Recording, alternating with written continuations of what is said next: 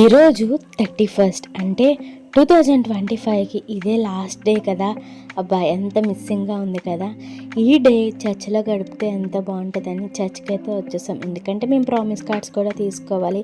ఇక్కడైతే డాన్సెస్ అలాగే ఆరాధన అలాగే కేక్ కటింగ్ కూడా జరిగింది. ఇంకంతా ప్రోగ్రామ్ అయిపోయింది. ఇంకా నేనైతే స్వీట్ కూడా తినేసాము అండ్ ప్రామిస్ కార్డ్ కూడా తీసుకున్నాం. నాకైతే మంచి వాగ్దానం వచ్చింది.